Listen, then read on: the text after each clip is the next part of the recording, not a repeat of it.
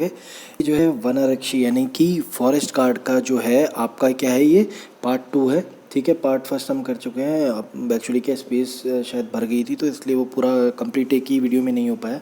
तो जो है ये एक सेकंड वीडियो पार्ट 2 बनाई है। इसमें जो हम 17 क्वेश्चन से आगे 50 तक के सारे क्वेश्चन करेंगे। ठीक है, तो आइए टाइम ना वेस्ट करते, बातें ज़्यादा ना करते हुए सीधे काम पे आ जाते हैं, क्वेश्चन करना स्टार्ट करते हैं। 17th क्वेश्चन जो है 17वां क्वेश्चन, उत्तराखंड की सबसे बड़ी जल विद्युत परियोजना क्या है। तो इसमें देखिए, आप देखते ही समझ रहे हो कि टिहरी जल विद्युत जो परियोजना होगी वही होगी। तो इसका जो आंसर हो जाएगा, क्या हो जाएगा, ये सी हो जाएगा। मनेरी भाली जो है ये उत्तरकाशी में है और टिहरी जल विद्युत परियोजना टिहरी में है। ठीक है, नेक्स्ट पे आ जाते हैं 18वें पे। कोटेश्वर बांध किस नदी पे है।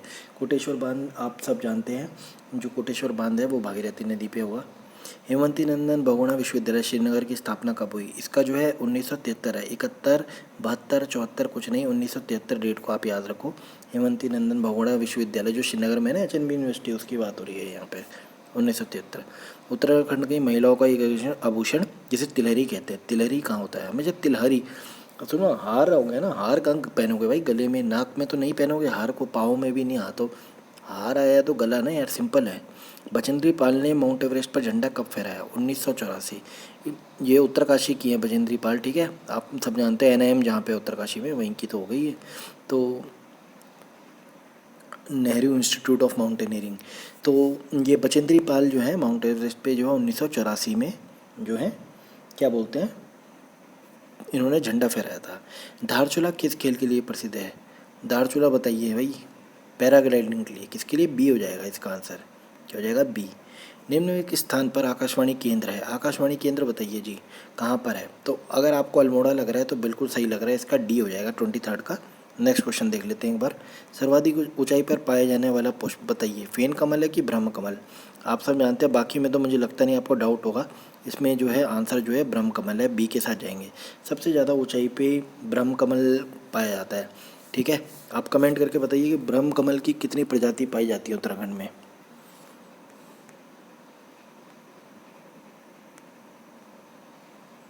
गैरसैंण के समीप किस नदी का उद्गम स्थल है।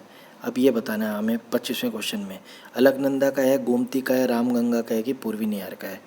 तो आपको अगर नहीं आ रहा है इसमें, तो इसका जो है 25वें का जो है सी हो जाएगा। ठीक है, रामगंगा जो है इसका बिल्कुल सटीक आंसर हो जाएगा, एकदम सेट आंसर हो जाएगा।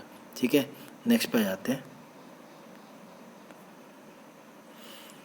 वन अनुसंधान की स्थापना कब की गई, बताइए जी। वन अनुसंधान है, उसकी स्थापना कब की गई थी। अगर आपको जो ऑप्शन जो है 1906 लग रहा है, तो बिल्कुल ये सही है, क्योंकि इसमें जो है ना 1903, 5, 4 नहीं होगा, इसका डी आंसर जो है बिल्कुल सही हो जाएगा। एक मिनट।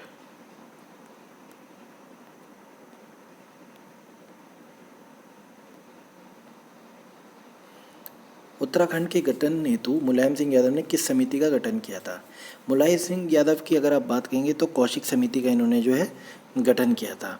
ठीक है, ऑप्शन नंबर सी पे चले जाना आप, कौशिक समिति पे। ये फजल अली आयोग, दीक्षित आयोग, पंत समिति, ये सब नहीं था, इसका सी है। मुलायम सिंह यादव ने के गठन के लिए कौशिक समिति का गठन किया था। ठीक है, देहरादून का वाडिया संस्थान किसके लिए, भूविज्ञान के लिए है, इसका बी आंसर हो जाएगा 28वें का। 29वें पे आते हैं। अशोक का शिलालेख उत्तराखंड में किस स्थान में है। भाई अशोक का शिलालेख कालसी में है। ठीक है, उत्तराखंड में निम्नलिखित स्थानों में से कहाँ कत्था फैक्ट्री, कत्था फैक्ट्री जो है कहाँ है बताओ। इसका जो है आपको क्या लग रहा है, ए होगा, सी, बी, डी, क्या है। इसका जो है बी है। कत्था फैक्ट्री जो है हल्द्वानी नैनीताल में है। हाँ, इससे आप ये कुछ और इसमें जैसे ऑप्शन दिए हैं, आप वैसे आप याद करने के लिए जो है उनको जो है इस्तेमाल कर सकते हो। फॉर एग्जांपल आपने ये याद कर लिया, देखिए नैनी डांडा का है पौड़ी गढ़वाल में, हल्द्वानी का है नैनीताल में, ये आपको पता है, बादराबाद हरिद्वार में। ठीक है, और लच्छीवाला देहरादून में। ठीक है, नैनी डांडा अगर कभी क्वेश्चन आएगा कहाँ है, तो पौड़ी गढ़वाल में है। अब नेक्स्ट 31वां क्वेश्चन, नीलगिरी पर्वतमाला किस राज्य में है। तो इसका जो नीलगिरी वाले का जो आंसर आएगा, ये आपका जो है तमिलनाडु आ जाएगा, ए। पंजाब में कौन सा स्थान हौजरी उद्योग के लिए प्रसिद्ध है। तो हौजरी उद्योग वाले के लिए इसका जो है 32वें का सी आंसर हो जाएगा। ठीक है, लुधियाना। अब नेक्स्ट क्वेश्चन को देख लेते हैं। उत्तराखंड 33वां क्वेश्चन, उत्तराखंड में मूल संवर्धित कर लागू होने की तारीख क्या है। यानी कि वैट की बात कर रहा है, वैल्यू एडिड टैक्स आपने सुना होगा, तो उसी की बात कर रहा है। तो इसको जब भी आपका वैल्यू एडिड टैक्स है, तो आपके दिमाग में एकदम घंटी बननी चाहिए कि भाई जो अप्रैल की तरफ जाना है आपको, 1 अप्रैल 2005 की तरफ। तो तो ये जो डी बिल्कुल इसका सही आंसर हो जाएगा। इसमें 34वें में विश्व का सबसे बड़ा रेगिस्तान कौन सा है? हमें बताना है कि विश्व का कालाहारी है, सहारा है, गोबी है कि थार है। तो इसका जो आंसर है 34वें का, बिल्कुल कुछ सोचना ही नहीं है, सहारा डेजर्ट। अब आप कमेंट करके बताइए सहारा डेजर्ट कहाँ है। ठीक है, नेक्स्ट क्वेश्चन, सीपीयू का तात्पर्य बताइए, क्या है तात्पर्य? सेंट्रल प्रोसेसिंग यूनिट, आप जानते ही ना, brain of the computer is called central processing unit. CPU is the brain of the computer. विश्व जनसंख्या दिवस की तिथि, very very important question, this is a very very very important. विश्व जनसंख्या दिवस, आप सभी जानते हैं जनसंख्या के मामले में भारत ने चाइना को भी पछाड़ दिया है। अब इसका कोई दिवस होगा तो ये 11 जुलाई, आप जो है इसको हमेशा याद रखें, विश्व जनसंख्या दिवस 11 जुलाई हो जाएगा। ठीक है, अब जो है देश में विंटर लाइन की प्राकृतिक परिघटना किस नगर में दृश्यमान होती है?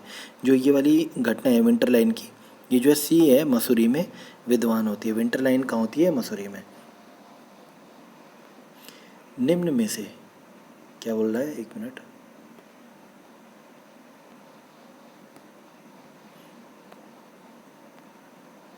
निम्न में से कौन जीव में रक्त नहीं होता किंतु सांस लेते हैं? इसका जो आंसर है ना, हाइड्रा है। ठीक है, क्या आंसर है? हाइड्रा।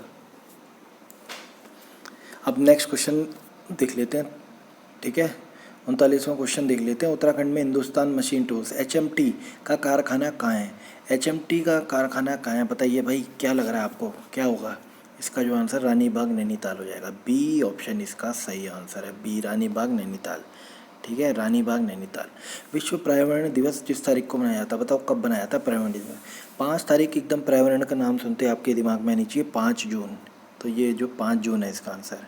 क्षेत्रफल की दृष्टि से उत्तराखंड का सबसे बड़ा नेशनल पार्क क्या है? वेरी गुड क्वेश्चन, इंपॉर्टेंट, हर बार आता है ये सब, आप लोग जानते हैं कि इसका आंसर जो है ए हो जाएगा, गंगोत्री नेशनल पार्क।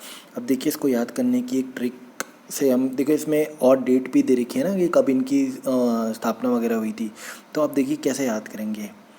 गोविंद नाम का कोई व्यक्ति था समझिए, ठीक है, गोविंद राष्ट्रीय पार्क 1980 से चालू करेंगे हम, ऑप्शन डी से जाएंगे। गोविंद नाम का व्यक्ति 1940 में जो है ये इसने जो है चलना शुरू किया और ये नंदा देवी के पर्वत तक पहुंच गए 82 में। ठीक है, इसको वहाँ जाके जो है एक राजा मिलता है, राजा जी नेशनल पार्क में। ठीक है, राजा, और 83 में 1 साल हो जाता है इसे राजा को ढूंढते ढूंढते। गोविंद नाम का व्यक्ति 80 में था। ठीक है, नंदा देवी पर्वत पर पहुंचता 82 में, राजा जी इसको मिलता है 83 में। अब कोई सालों बाद में तब ये राजा जी के साथ कहाँ जाता है? गंगोत्री में। कहता है कि भाई गंगोत्री जाना है, तो 1989 में ये जो है गंगोत्री पहुंच जाता है। तो इस तरीके से एक कहानी बनाई है छोटी सी, तो आपको याद कर लिया होगा आपने और आप समझ भी पाए होंगे कि कितना इजी तरीके से आपको याद हो गया।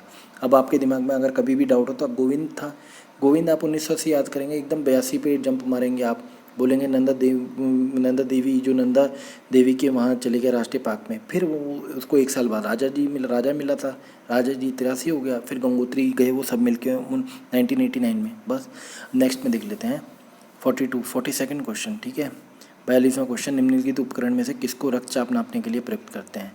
हाइड्रोमीटर होगा नहीं, सेलाइनोमीटर होगा नहीं, मल्टीमीटर होगा नहीं, इसका जो डी है स्फिग्मोमैनोमीटर। ठीक है, आप बाकी प्रोनाउंसिएशन देख लेना क्या है, पर आंसर इसका डी हो जाएगा।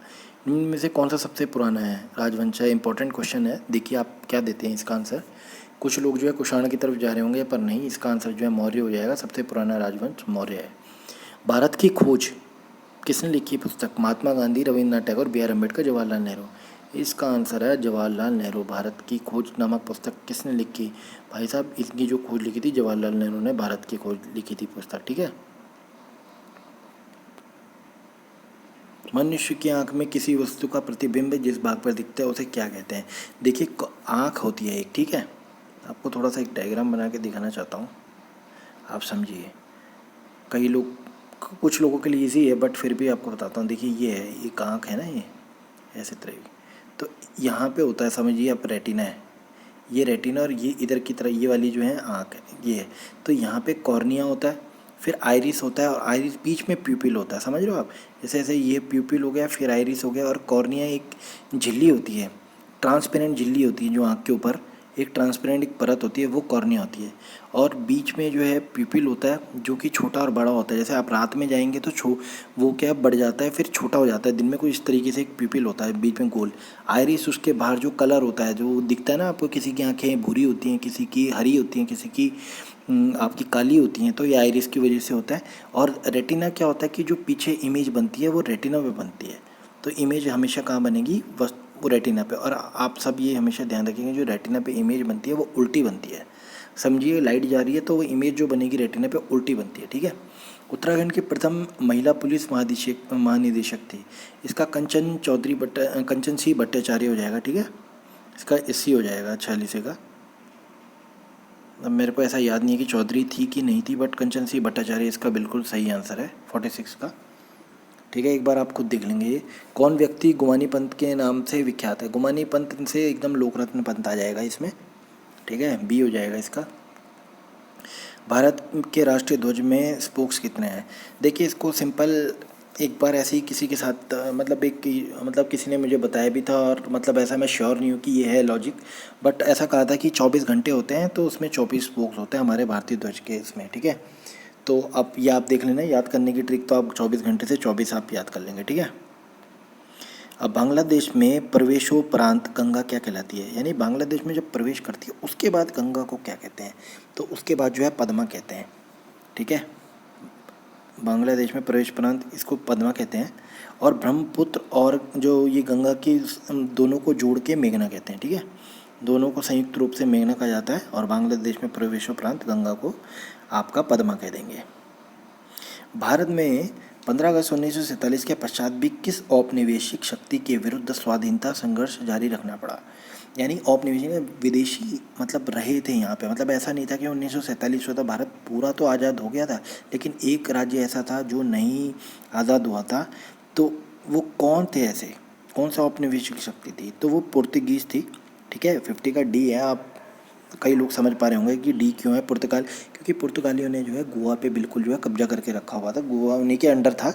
तो ये जो है 19 दिसंबर 1961, कितना डेट याद रख लीजिए आप, 19 दिसंबर 1961 को गोवा जो है पुर्तगालियों से फ्रीडम मिल गई थी गोवा को।